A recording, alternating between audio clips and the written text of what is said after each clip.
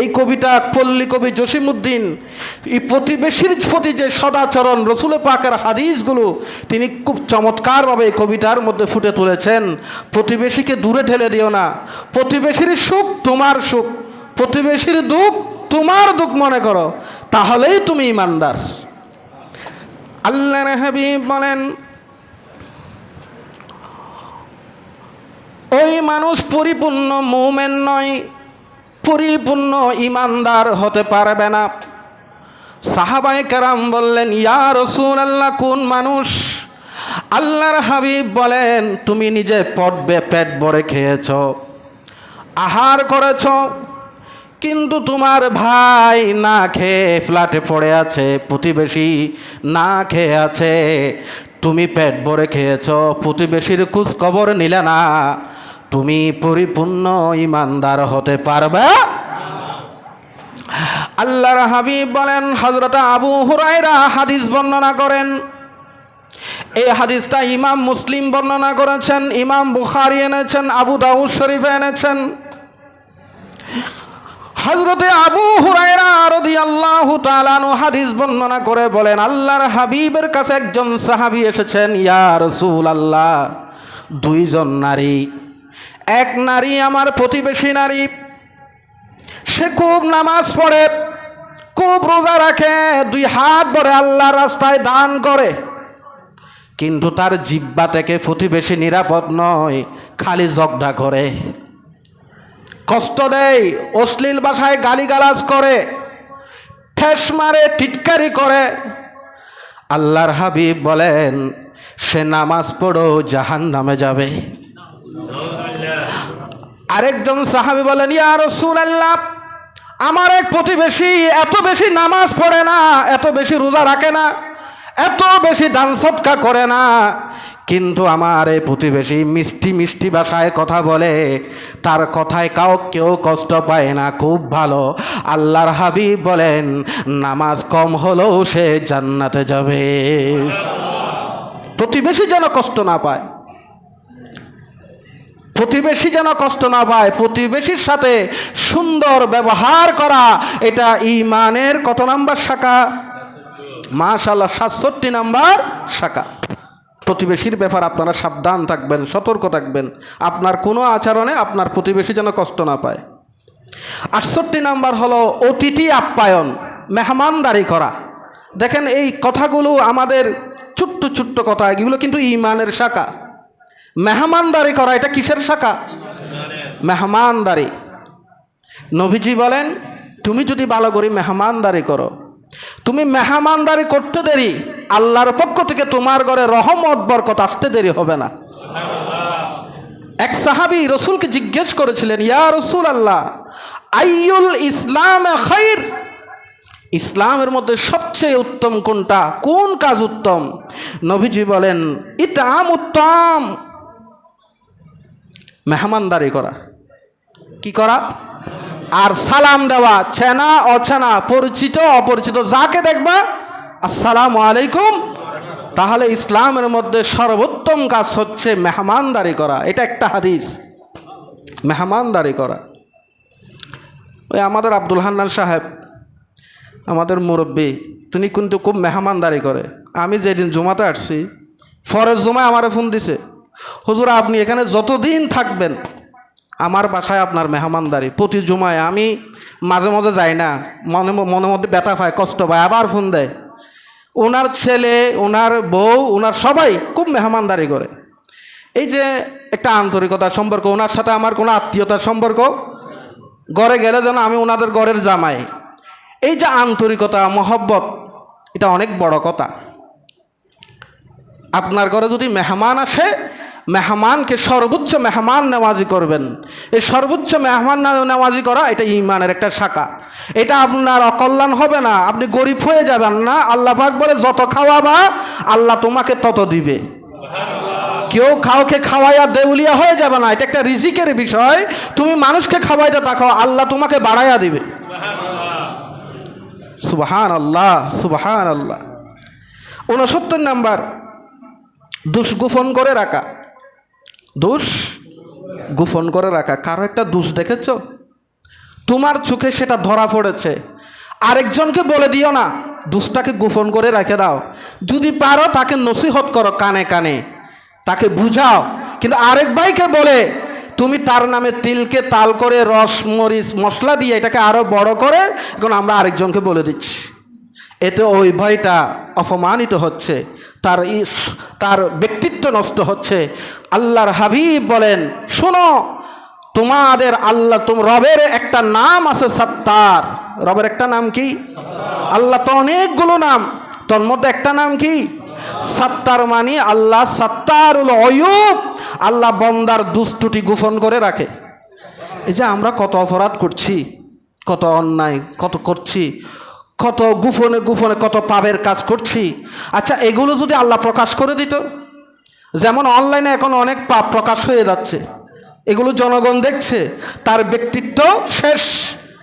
আচ্ছা, আমরা যত গোপনে অন্যায় করছি এগুলো যদি আল্লাহ এভাবে প্রকাশ করে দেয়, আমরা কি সমাজে বসবাস করতে পারবো? বাবা ছেলের সামনে দাঁড়াতে পারবে? ছেলে বাবার সামনে দাঁড়াতে পারবে? স্বামী স্ত্রীর সামনে দাঁড়াতে পারবে? আল্লাহ পাক বলেন, সত্তারুল অয়ুব, বান্দারে আমি তোমাদের দুষ্টুটিগুলো গোপন করে রাখছি, তুমিও আমার রঙে রঙিন হয়ে যাও। আমার কোনো বান্দা যদি কোনো অন্যায় করে, অপরাধ করে তোমার চোখে ধরা পড়ে, সেটা আরেকজনের কাছে প্রচার করে দিও না, তুমি সেটা গোপন রেখে দাও।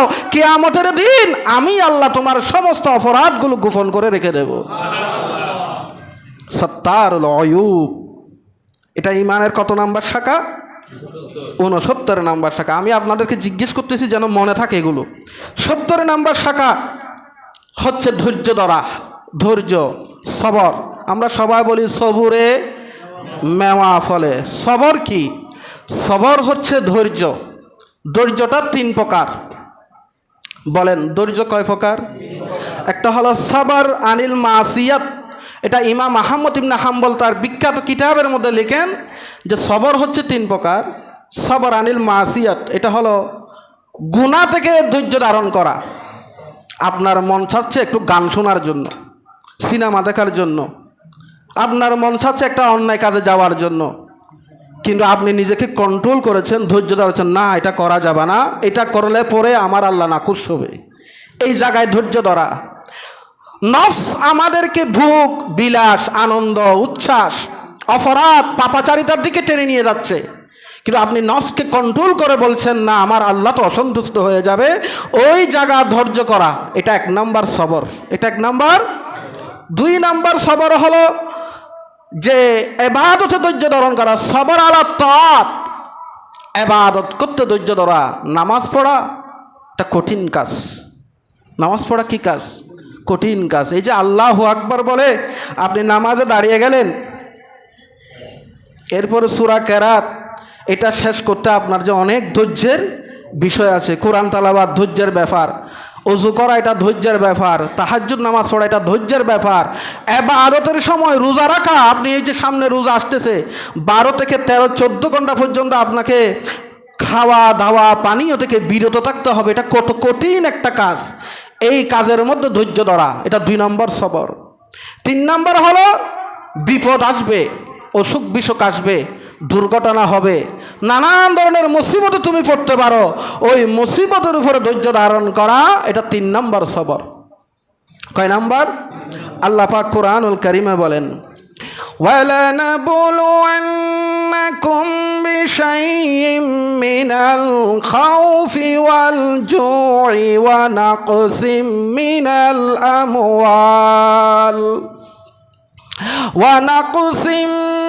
الْأَمْوَالِ وَالْأَنفُسِ وَالثَّمَرَاتِ। সুবহানাল্লাহ। আল্লাহ পাক বলেন, বান্দা অবশ্যই তোমাকে পরীক্ষা করব যদি তুমি ঈমানদার হও। ঈমান আনলে পরে প্রত্যেক ঈমানদার বান্দারা ধৈর্যের সম্মুখীন হতে হবে, পরীক্ষার সম্মুখীন হতে হবে। সবচেয়ে কঠিন পরীক্ষা দিয়েছে নবীরা, রসুলরা। যার ঈমানের স্তর যত বড়, সে তত বড় পরীক্ষার সম্মুখীন হবে। আল্লাহ পাক বলেন, ঈমান আনার পরে তোমাকে ছেড়ে দেওয়া হবে না, তোমাকে অবশ্যই পরীক্ষা করা হবে। কিভাবে?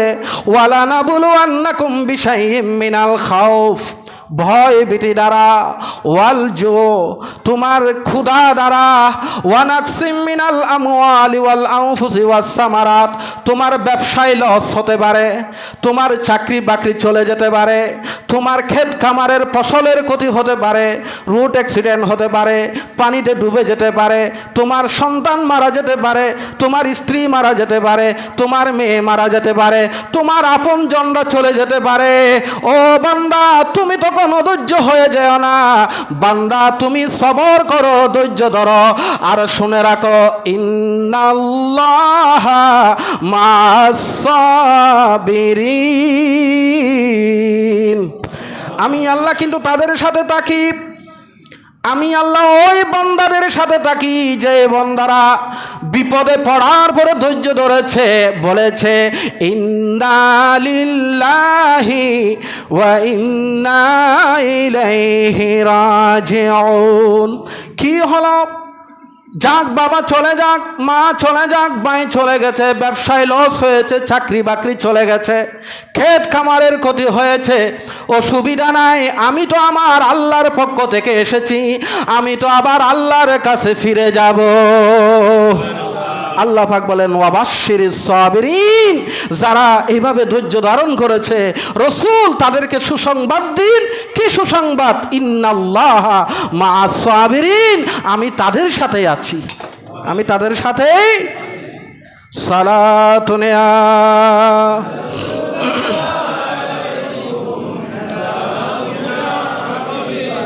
एक दिल हमारा क्या है, आज़ार उसका कितना,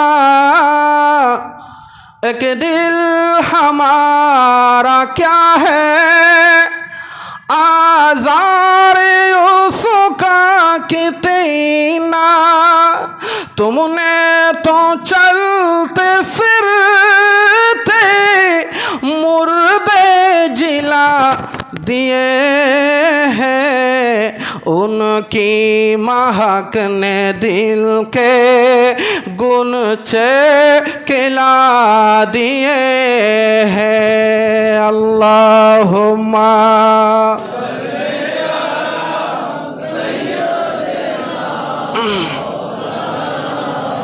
ওয়ালা আলে সাইয়্যিদিনা। ঈমানের ৭১ নম্বর শাখা।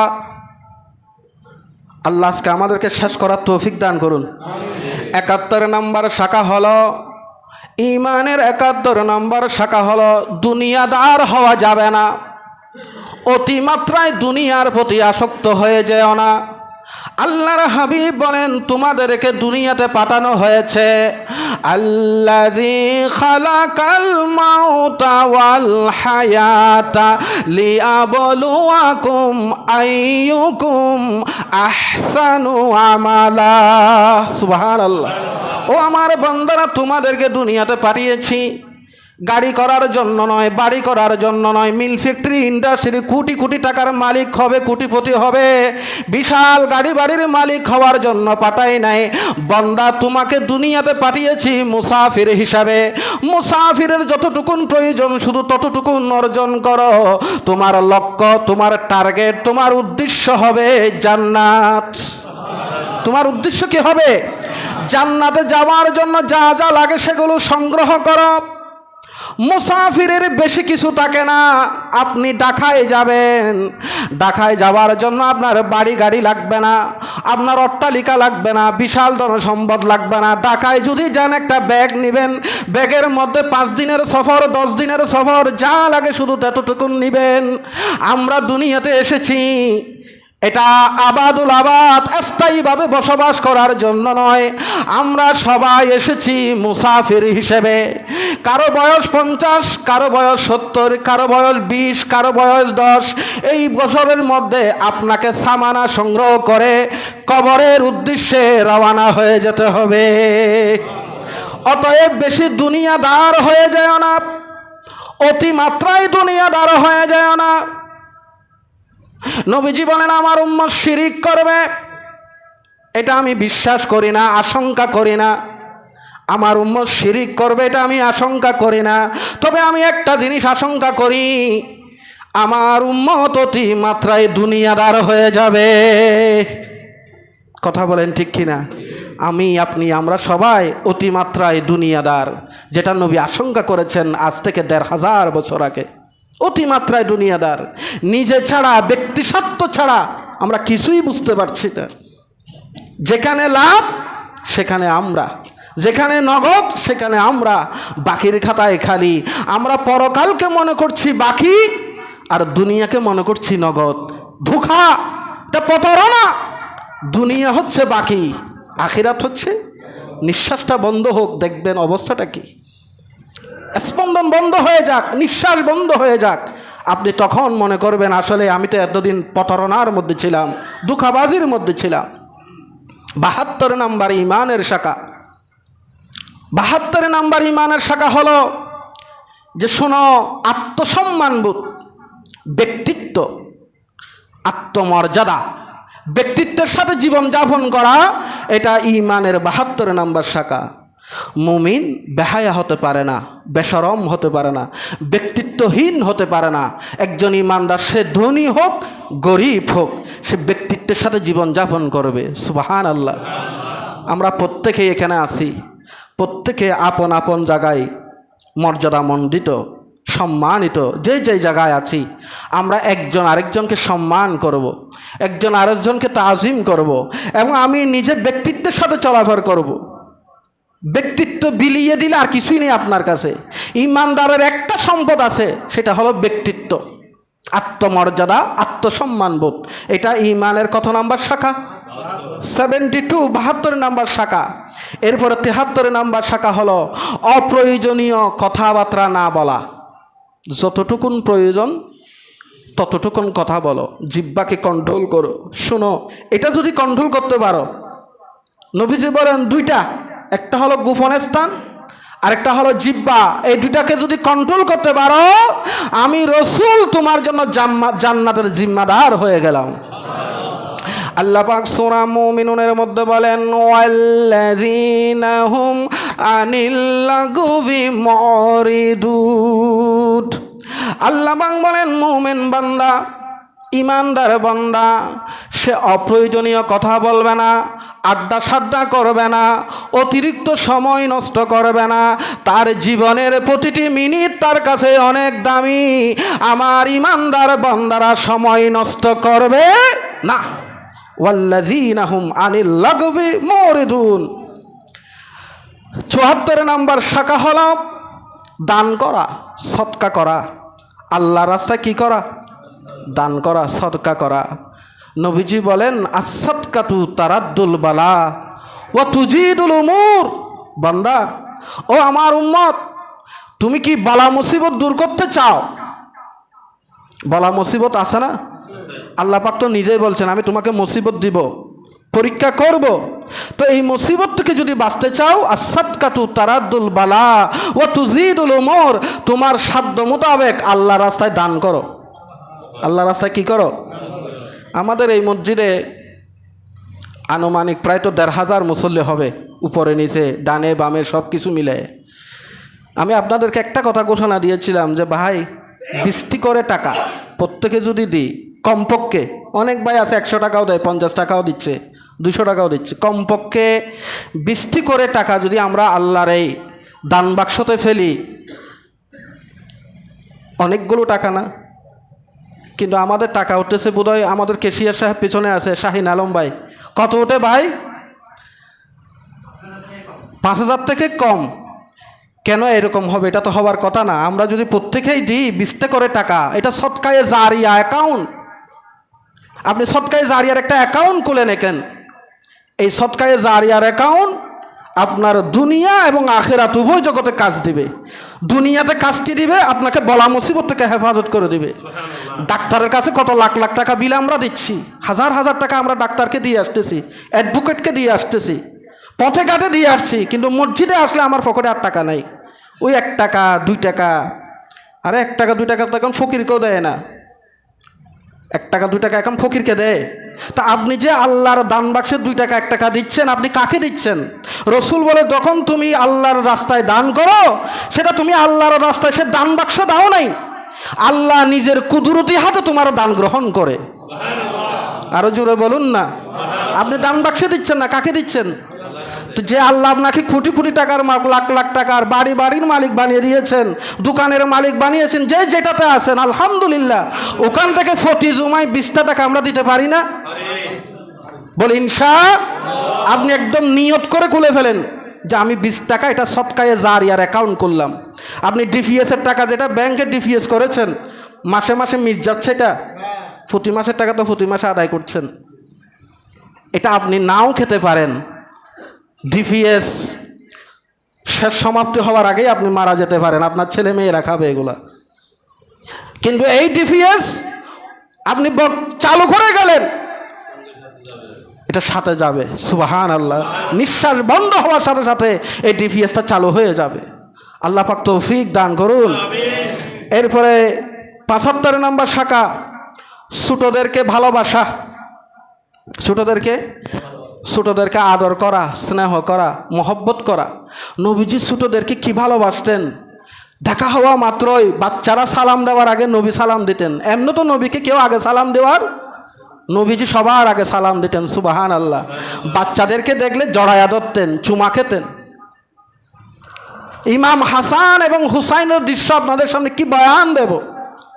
ইমাম হাসান হুসাইন রাদিয়াল্লাহু তাআলা আনহু, নবীজি মিম্বরে নামাজ পড়াচ্ছেন, দেখতেছে ইমাম হাসান ইমাম হুসাইন রাদিয়াল্লাহু তাআলা আনহু মসজিদে ঢুকতেছে। 2 ভাই, বেশি বড় ছোট না, ছোট ছোট, তারা বয়সে বেশি ব্যবধান নেই, 2টা লাল জামা পড়েছে। মসজিদের মিম্বর থেকে নবীজি দেখছেন 2 ভাই এত ছোট, একজন আরেকজনের সাথে আসতেছে, যেন এখনই তারা পড়ে যাবে, পড়ে গিয়ে ব্যথা পাবে। নবীজি মিম্বর থেকে নেমে সোজা চলে গেলেন, চলে গিয়ে ডান হাতে একজনকে ধরলেন, বাম হাতে একজনকে ধরে প্রথম কাতারে নিয়ে আসলেন। বললেন, হে আমার সাহাবীরা, বাচ্চাদেরকে ভালোবাসিও, মহব্বত করিও, আর ইমাম হাসান এবং হুসাইনের প্রতি তোমরা মহব্বত রাখিও, কারণ এরা সাধারণ সন্তান না। ইমাম হাসান এবং হুসাইন সৈয়দার শাবাবে আহলিল জান্নাহ, এরা দুজন হবে জান্নাতের সরদার। ইমাম হাসানকে চুমা দিতেন, হুসাইনকে চুমা দিতেন। ইমাম হাসান হুসাইনের মাথা থেকে পা পর্যন্ত আগা গোড়া রসুলে পাক চুমায় চুমায় ভরে দিয়েছেন। নবীজি একদিন ইমাম হাসান হুসাইনকে আদর করছেন, আরেকজন বাবা বলল, ইয়া রাসূলুল্লাহ, আপনি এত আদর করেন, বাচ্চাদেরকে এত চুমা দেন, আমার 10টা বাচ্চা আছে, কখনো আমি তাদেরকে চুমা। নবীজি বলেন, তোমার অন্তর থেকে আল্লাহ পাক যদি রহমত তুলে নিয়ে যায়, এখানে আমার কি করার আছে? বাচ্চাদেরকে আদর করো, মহব্বত করো। তোমার অন্তর যদি পাথর হয়ে যায়, আল্লাহ সেটা নরম করে দেবে। বাচ্চারা মসজিদে আসে, মসজিদে বাচ্চারা আসলে অনেকে চিল্লাচিল্লি করে, মারে, ভয় দেখায়। অনেক বাচ্চা এই ভয়ের কারণে মসজিদে আসে না। আপনি যে বাচ্চাকে ভয় দেখাচ্ছেন, মারছেন, আপনাকে ধমক দিচ্ছেন, সে যদি মসজিদে না আসে, আগামী দিনে মুসল্লি খুঁজে পাওয়া যাবে।